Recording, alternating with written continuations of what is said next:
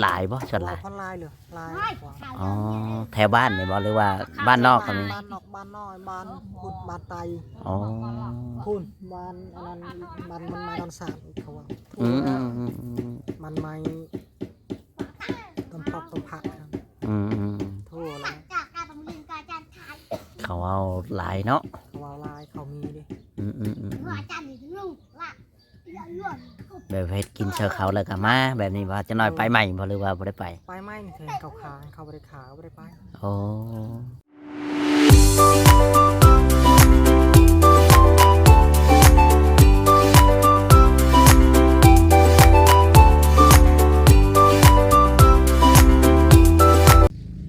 สวัสดีและสบายดีพ่อแม่พี่น้อง FC เนาะบ่ว่า FC ฝั่งลาวฝั่งไทยและก็ต่างประเทศพี่น้องเนาะยินดีต้อนรับเข้าสู่ช่องบ่าวจอยซาแนลอีกแล้วพี่น้องวันนี้มาหาสาพรวิไลอยู่ที่บ้านหรือบ่าวสโลหรือว่าน้องๆเพิ่นนั่นแหละหลายๆคนพี่น้องเนาะจังไรก็มาพอเนาะฝากพี่น้องกดไลค์กดแชร์กดติดตามให้กำลังใจนี่เด้อพี่น้องเนาะช่วยเบิ่งคลิปบ่าวจอยแน่เพราะว่าลงคลิปยามใดสมอยสมีพี่น้องเนาะจังใดก็เป็นกำลังใจให้ในเด้อพี่น้อง FC เนาะที่หักแพงไปเบิ่งไปส้มน้ำกันเลยพี่น้องกับทางสาวพรวิไลหรือบ่าวสโลก็ได้พี่น้องกับน้องๆเพิ่นครอบครัวเพิ่น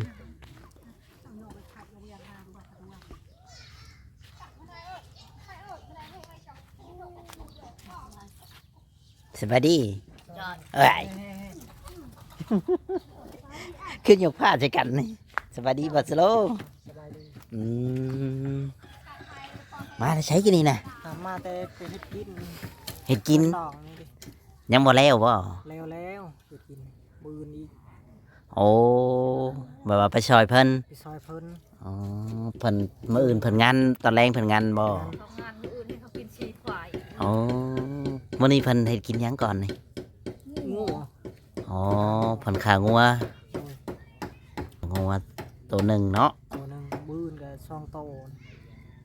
ทั้งงัวทั้งควายโดยชวนหลายเขาเฮ็ดกินอยู่บ้านนี่จักมุ้งแต่ละมื้อตอนเช้านะตอนเช้าหั่นนะประมาณ12 โมงถึงบ่าย2 โมงเคยกินอ๋อแบบว่าเขาเว้าคนหลายบ่ชวนหลายคนลายเลยลายกว่าอ๋อแถวบ้านนี่บ่หรือว่าบ้านนอกก็มีบ้านนอกบ้านน้อยบ้านพุ่นบ้านไตอ๋อพุ่นบ้านอันนั้นบ้านมันไม้ดอนสามเขาว่าอืมมันไม้ต้นปอกต้นผักครับอืมทั่วแล้วเขาเอาหลายเนาะเขาเอาลายเขามีดิแบบเฮ็ดกินเชอเขาแล้วก็มาแบบนี้ว่าจะน้อยไปใหม่บ่หรือว่าบ่ได้ไปไปไม่เคยเขาขาเขาบริขาบริไปโอ้ซอยเขานะอ๋อซอยกันเนาะซอยกันปัญหาบ่หรือว่าเฮาไปเองไปเองไม่ได้ห้าเนี่ยอ๋อได้กินนี่ว่าจะเอาไปนะได้กินนั่นแหละอ๋อเจ้าก็กินดิบกินแดงน้ำเขาดีกว่ายังเลยนั่งลงเจ้าเอาให้นั่งแล้วมันไปแค่เบิ่งเอาลองเอามากล้วยให้อันคนกึ่งมันก็เราจะเอาวะเฮ้ยนี่เอ็ดามเพื่อดาตัวเอ็ดามเอ็มเพื่อสบายดีด้วยไปแล้ว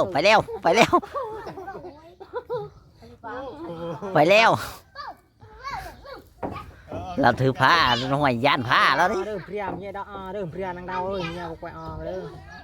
กวยได้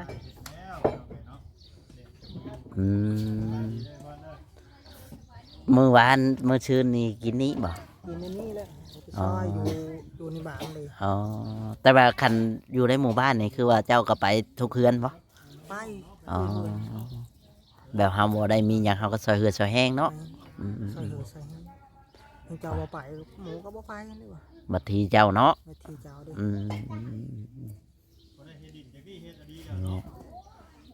ไปซอยเขานั่นแหละอยู่บ้านอยู่ในบ้านในเมืองนะอยู่น้ำหมูคือว่าแหละบ่ได้ไปเห็นนาแซงบ่ยังบ่ได้ว่าสิเฮ็ดบ่หรือว่าแนวใดจักเขายังบ่ฮู้ยังหานาใช่บ่ไปเบิ่งตอนนั้นได้จ้ะไปเบิ่งในยังเขายังบ่ทันปั่นพี่น้องเราอ๋อพี่น้องเราก็สิเฮ็ดแบบว่าคันยังนะให้พี่น้องบ่เฮ็ดก็ให้ค่อยเฮ็ดอ๋อแบบว่ามันต้องรีบเฮ็ดได้จังหน่อยมันอันนั้นแล้วได้คอยเห็นแถวเกณฑ์กองนี่เขาเฮ็ดเลยเด้เขาเริ่มลงมือเลยเด้ เจ้าก็บ่ได้โทรไปพัวพันกับเพิ่นบ่ว่าเฮ็ด โทร บ่ แล้วโทรเมื่อวานว่าสิหา น้ำพ่นคือ หาเบิ่งก่อน อืม ทางเห็นเราโทรมาเอาแล้วเบอร์เรา อืม ได้ เบ เย อ อะ ร์เราโทรยาพังเบิ่งก่อน อืม จะเสร็จหรือบ่ คันได้เฮ็ดก็ดีเนาะ ดีให้เฮ็ดกัน ให้มาเฮ็ดแต่คนนี้ ยามบ่ได้เฮ็ด ยันบ่ได้เฮ็ด บ่ได้เฮ็ด เฮ็ดแกไปหาเงินแล้วบ่ได้อยู่แล้ว เฮาอยู่ก็บ่ได้กินคือว่าแหละพอได้ชื่อเครื่องของให้น้องให้นุ่งเนาะชื่อแบบกับข้าวก็ข้าวน้ำนี่แหละ โดย เพื่อว่ามันขาดเคิน มันขาดเคิน เฮาก็พอได้ว่าได้ชื่อเป็นโลเป็นปองก็ว่าไป แม่น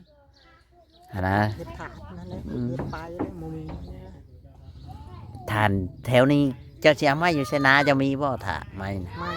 มันไม่ได้มีมันบ่หลายไม้กำร้อน อ๋อ ไม้น้อยๆมีไม้ได้อยู่แล้ว มันบ่มีไม้บ่มีหยังเนาะ บ่มีไม้บ่มีตอกรถก็บ่มีสเตย์คืนก็ยังบ่มีเอา คันเฮ็ดทานนี่เจ้าเอาหยังตัดน่ะ เอาพาลูกผัดเอา เอาผ้าพัน โดยบ่มีนิ้วตัดให้มีจักรเลยให้ เออ มีจักรก็บ่มีเอาพาลูกผัดเอา อืมผ้าพันเอาเผื่อมันสิเต็มเตาหนึงหัว พอให้ หลายมื้ออยู่ได้ ได้ประมาณ10ปลายมือ พันสามารถใหญ่ช่ำนั้นก็ห่วยบ่ได้เด้ ถ้ามีก็ขาดนะไปพัน ขาดอยู่มันฮักใช้เวลาดน โดนมันคือจักรนี่จักรนี่ซามีนี่แงวๆๆปุ๊ด อืมคือมีต้นไม้ใหญ่ๆแน่นอนหนึง พันบ่ได้มันยังซามีเลยพันบ่ได้ มาแล้วแบบคันว่ามีจักกว่าเอาพันเอากิ่งกาอะไรมันเนาะพอได้อากาศได้อยู่นี่แหละใครกว่าแบบเฮาบ่อันนั้นเฮ็ดหยังก็บ่ได้กินคือว่าแหละ ไปดีบ่เลยเลย เจ้า กินเด้อกับกล้วยน่ะกินกินให้เพิ่นเบิ่ง นี่ เด้อ แหละพี่น้องทำบัตรสโลว่าสิเฮ็ดหน้ากันยังบ่ฮู้เนาะว่าสิได้เฮ็ดหรือบ่ โดย ยังเว่าบ่ได้ ยังว่าบ่ได้ ยังให้คำตอบบ่ได้เลยว่า โทรหาเพิ่นแล้วแต่ว่าเพิ่นยังให้คำตอบบ่ได้ โดย คันเป็นเฮาเฮ็ดช้ามันก็สิบ่ทันบัดนี้เนาะมันก็ทันอยู่แต่มันหนักสิฮอดหน้าผลอีกแล้วเฮ็ดนาแซงเนี่ยมันก็ต้อง3 เดือนแน่เนาะมันเลยได้เกี่ยว แบบว่าเขาเริ่มเฮ็ดเดี๋ยวว่าจะไปเบิ่งตอนนั้น ยังอยู่เราอะ อืม เราพายเอาปีนี้แล้ววะเขาเจ้านาแล้ววะ อืมกันเฮาได้เห็นเฮาก็พากันไปดำน้องนุ่งเฮาไปดำในกับแป๊บเดียวเนาะหลายคนคือว่าแหละดำแล้วก็เข้ามาเฮาก็เที่ยวไปเจาะเอาน้ำในก็โดนๆคือว่ามันเข้านาแซงจอบแถมได้ชำหนึ่งก็พอแล้วมันก็ ทางเฮ็ดหัวอีก อืม ไม่ได้ง่ายเนาะอยู่คน โอ้เฮ็ดหัวเฮาก็ไปตัดไม้ตัดตอกมาเฮ็ด เฮ็ดหัวอีกยากอีกเอ้ย แบบนั้นแหละนาแซงงัวควายเขาปล่อยเฮาบ่เฮ็ดบ่ได้กิน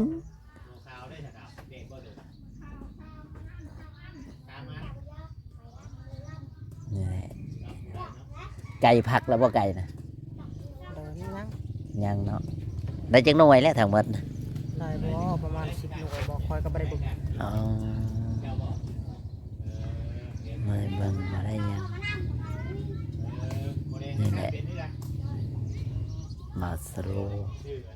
บ่ได้ไปพรนำเขาบ่หมดนะอ้าวมือดอก เขาบ่ นี่ ได้เอานั่นได้เขาบ่ได้เอาระบบนะ อ๋อ เอาเงียบ เอาแบบเงียบๆเลย ๆเอาแบบเงียบๆเลย แบบไปลินกับบ่เปลืองหลายเนาะ โดย อันนี้ได้เอาระวงบ่ เอาระบบกว่าอัน อ๋อไปพรนำเขาบ่ตะแลงนี่ บ่ได้พอแล้วเฮาอยากนอนแล้วไปเฮ็ดกินดูอื่นเด้ อย่ามาไปพรก่อนอย่ามานอน เคยพรเด้อวะ เคยอยู่เฮาแบบพร พรเกี่ยวผู้สาวบ่ บ่สาวก็บ่มีนะมีหมดเขาไปหาเงิน นั่นสาวรุ่นน้อยนี่เด้ว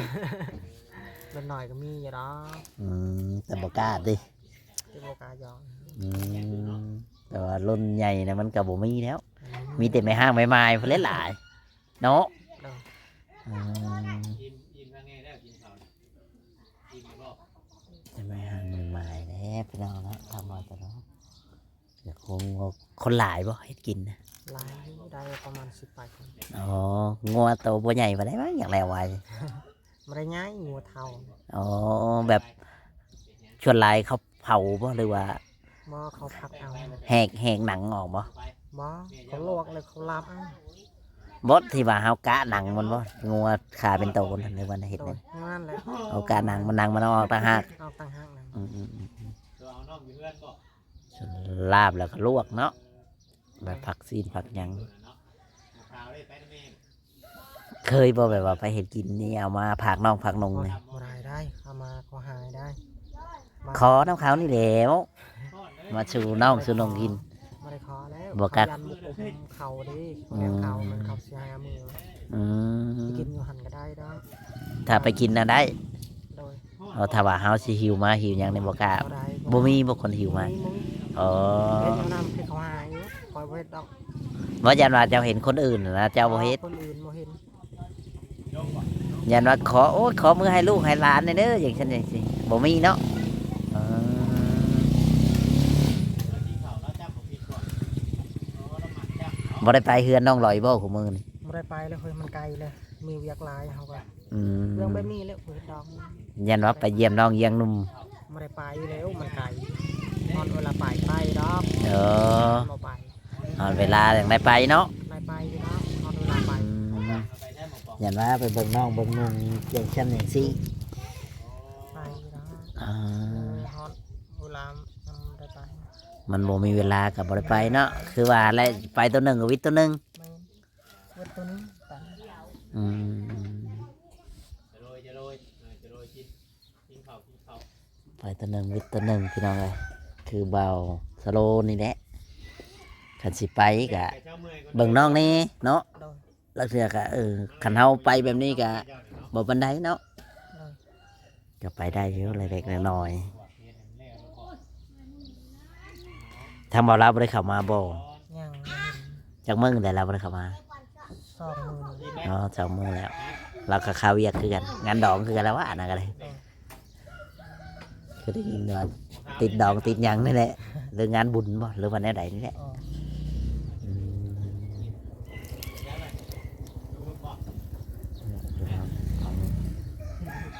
เรือนบาสโลกะอยู่เพื่อนมันนี่กับไปเฮ็ดกินช่วยเฮ็ดอยู่เฮ็ดกิน ยังคือบ้าน เขา ไม่บ่ ฉันว่าเจ้าบ่ไปกับน้องเจ้าเนาะหรือว่าแบบนี้บ่ หนองตั้งห้าขอตั้งห้า โอ้น้องต่างหากเจ้าต่างหากอ้าวยันวะไปผู้หนึ่งแล้วก็ยาแล้ว มารยาแล้ว อ๋ บ้าน อ บ้านคือเขา มีสองก็ไปช่อง มีซองไปซองมีสามไปสาม โอ้ การมาเทือนแล้วบ้าน มีสองไปสองมีสามไปสามกินข้าวพาน้องน้องๆกินข้าวกันยังมานี่นะรู้จักอยู่บ่ วันนี้ไม่ได้กินหยังกินแต่กระเป๋า อ๋อกินกับปูดีตัวมีกับปูกินสำหรับเจ้าไปมันได้กินซีนอยู่แล้ว ข่อยมีกินอยู่แล้ว อ๋อไปแบบนั้นสิบ่ได้กินก็บ่ว่าเนาะ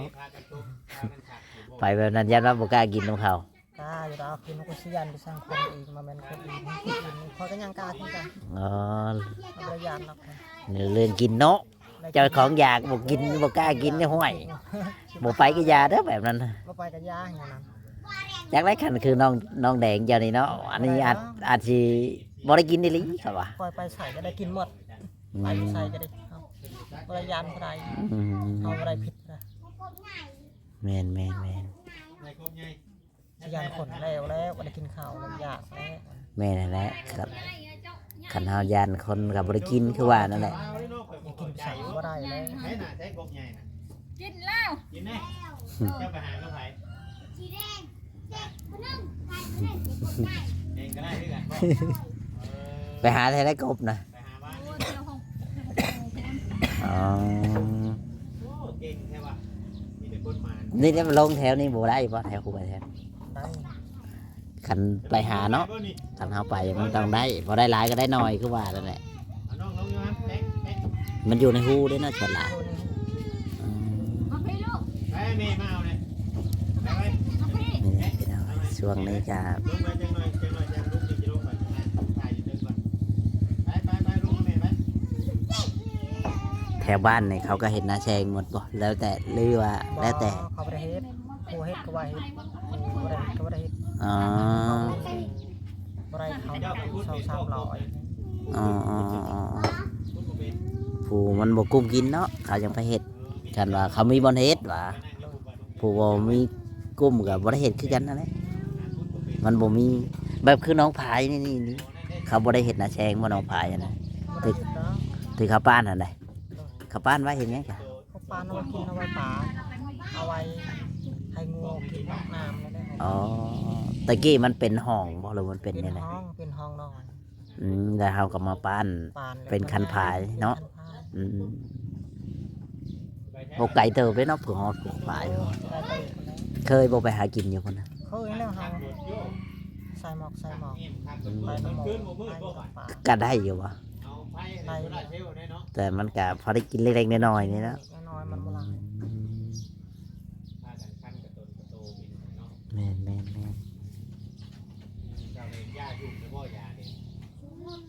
จูบอยู่เฮ้ย มันคันมัน เจ้ากระจูบด้วยกัน งานประชา เอาไปฉีดถู เอา ทายานั่น สูบยามาทุกคนเด้อเรียนกันนะ โดน อืม สูบบอก นี่นึง กับ จะสูบ ป่า จะป๊อกยา ยันว่าผู้น้อยก็มาชูบหาเงินเป็นก้อนน่ะว่าเขา มันหาเงินบ่ได้ปลูกเอาบ่หยาเลยว่าในไหน บ่มันเสื่อมยาชา อืม พยายาม เดี๋ยวบ่ปลูกเอามาดูด โดดอันนั้นมันจะโต ยาจูบเกินน้อย เบ็ดสูบแล้วเขาติดเนาะ เจ้าได้จ้ะ ให้จะจูบหลาย คอยสูบแล้วคอยสูบแต่ยังน้อย จูบน้อย อ๋อ เคยสูบหรือปะบ่ได้หรือว่า จูบหลาย มีสูบ คันป้านี่คือเป็นไข่เป็นหนาวบ่ มันเป็นไข้แล้วมันยังนอนแล้ว คันป้าอะไรอย่างนอนอย่างเดียวนี่ โอ้ย มือตาก็บ่ขึ้นเลย มันขึ้นเราวิ โอ้ ยังนอน เราเอาภาษาเราเนี่ย อยู่มามอนเคยสูบที่สูบใช่ แบบว่าเห็นหยังก็บ่คักบ่แน่เนาะ โดย คือเฮาบ่ได้กินข้าวนะเขาก็ฮ้อนออกล้นนี่ คันได้สูบป๊อกหนึงก็คือว่ามีแฮงบ่เออ เคยสูบ ชานั้นบอกลูกในรักแป้ง เจ้าต้องแบ่ง กันว่าเฮ็ดเวียกเฮ็ดหยังก็เฮ็ดบ่แล้วเด้อเนาะบ่ได้สูบนี่ คิดว่าเลยมือนี่นะเคยสูบเลย บอกได้ยินเสียงบอกได้ยินเสียงโดนในภาคกันแรกเลย ไม่ตัดเตะกันแลนกายก่อนโดย อืม แบ่งไม่แบ่งป้าคนกึกเลย เอารับไปแบบนี้แล้วบ่ปบบ่ มาปบดอกเป็นเล่มเฮาเบิ่งมาเบิ่งนี่มันปบนี่โอ้แล้ว บ่ตอนเฮาเพ้อเนาะ ตอนเฮาเพิ่มมัน อ๋อเฮาเพ้ออะไรสิไปเลยแบบว่า ไปเลย ถ้าแบบว่าอยู่แบบเราก็น่าสิฮู้จักเนาะตอนเฮาเบิ่งนี่มันก็สิ รู้จัก บ่ เนาะ ฮะ รู้จักเนาะกำลังจะพกเอาไว้ได้เวลามันจะไป อ่า เดี๋ยวมันไก่ยันซื้อพุ่นนะ เดือนหนึ่งนี่ไปจักเถื่อสำหรับเจ้าสังเกตเจ้าเคยอยู่นำ เทื่อหนึ่งเทื่อสองเทื่อไปสามเทื่อ อ๋อแล้วแต่ว่ามื้อใดเพิ่นแบบมื้ออยากไปเนาะ มึงจะไป โอ้ ไปเด็กปึ๊บ คันว่ามันแบบว่านั้นก็บ่ปานใดเนาะ โดย อืม อาจารย์มาเรียนปุ๊บเลยเอาทางว่า แล้วแต่มื้ออยากไปนี่แหละพี่น้อง เรียนอาจารย์มากอะสอนข่อยนี่ข่อยบ่เป็นสิได้บ่ ทำสโล จะอ่านว่าในไหน ว่าสิไปเฮ็ดนาแซงแต่ยังบ่มีบ่อนเฮ็ด เจ้าจักเบิดตัว เรายังให้คำตอบบ่ได้ ว่าสิได้เฮ็ดหรือบ่เนาะ โดย ยังว่า เอาหนัก มั่นใจจักเปอร์เซ็นต์เลยว่าสิได้เฮ็ด จักเลย บ่มั่นใจเลย ประมาณใจประมาณ5%ในว่าชีวิตของเรา เออ นะกำลัง ว่ามันสิมีบ่อนเฮ็ดบ่เนาะ มีวันเดียว อืมถ้ามีนี่คือสิบ่ได้อยู่แล้วป่านนี้ไปขุด ไปเฮ็ดไปปั้นขนอกขนาไว้แล้วเนาะ โดย อืมคันเฮ็ดเลยเจ้าสิเฮ็ดจังไดเอารถเขาได้มาขาย รถเข้าอยู่ เออยืมเพิ่น ยืม เติมน้ำมันใช้เนาะ เติมน้ำมันใส่ของเรา อืม ไปหาเงินก็ไม่มีเงินยากทำไม่ได้ก็มีแนวหา โอ้ อย่าง แม่นนั่นแหละ อย่าง ยอมเลยหาเงินนี่ข่อยก็ยังยอมคือกันเด้แต่ข่อยมาแต่ละมื้อนี่ค่าน้ำมันรถแต่ละมื้อนี่ก็โอ้ยคิดน้อยคิดใหญ่บ่มีฮอดสิมาบ่มีฮอดเงินสิมา กินได้เนาะกินง่าย นี่แหละพี่น้องเอ้ย ส่วนมาก็เป็นชั่วโมง2 ชั่วโมงพุ่นได้มาฮอดพี่ โดยมันไกลแบบ ไกลแล้ว บ้านเจ้าบ้านนั่ง ห้องเพลงนำบ่ บ่ลาวไกลกว่าน้อยนึง เพลงยังนำอ่ะ อืม ซิโน่มาจ้ะ ซูซิโน แต่ละวันมันนัวน้ำได้เนาะ ไกลสิฮอดบุญที่2 ธันวาเลยเด้นี่แถวนี้เขาไปลินใช่บ่มีแล้วเนาะนอกจากเซโนพุ่นแล้ว ซิโน่ เคยมีคนไปอยู่ นี่โลกพันธิบาลเนี่ยไปตัววัยรุ่นนั่นเนี่ยไป เขาขี่รถหยัง ที่รถจักรเลยเนี่ย โอ้รถจักรมันสิฮอดจักโมงล่ะ โอ้ไวเนี่ยตัวแลนไวก็ไว ค เนื้ นมันเฮงยาก ข่อยบ่กล้าไปดอกไกลปานนั้น เธอก็ลินแถวใกล้ๆนี่แถวซุยนี่นะ กันชุยมันยังคืออยู่ ซุยนี่นะ คันว่าไปเซโนโนโอ้ บ้านเซนโฮม ข่อยบ่ไปนำแล้วข่อยคนหนึง แต่ว่า บุญสงเหือแบบ กันซาข่อยได้คันว่าขี่รถใหญ่ไปเป็นกลุ่มเป็นพวกก็คืออยู่เด้คันว่ารถจักรเนาะว่าเขาบ่ได้เอานำเนาะสิฮอดเซโนเนาะ โอ้ไปแล้ว ก็ยอมแล้ว มันไกล มันไกลสุดๆเลยแหละรู้จักแนวสิอันนั้น โอ้ยไป อื นะ ม ทำให้เขาเฮียนนี่เฮงสิเก่งแน่หมด โอ้ นี่แหละพี่น้องทางบ้านโซโล บ่เรายานคนเรายานคน แต่ว่าเขาเฮ็ดโยกไปคือมันยากจังเด็ดคนตัดไม้แม่นบ่แล้วก็โยก เจ้าบ่ได้เฮ็ดกินช่วยเพิ่นว่าซั่นนะตอนนี้นะ ไปกินอยู่ซะ นั่นแหละ เขาเฮ็ดบึ้ม หมอพักเสาแล้ว เอาเขาก็อยู่ซื่อๆบ่ตอนนี้นะ โดยเขาลินอันนั้นนะ ลินหยัง ลินบักกะลักนะ งานดองก็ลินมากระลอกติ เขาลินนะ เอาเร็วสร้างเว้าแท้เดี๋ยวว่าเฮือนดีเฮือนหยังมันคืออยู่ เขาลินเลยได้นี่ได้เขาหาเงินคนนี้ โอ้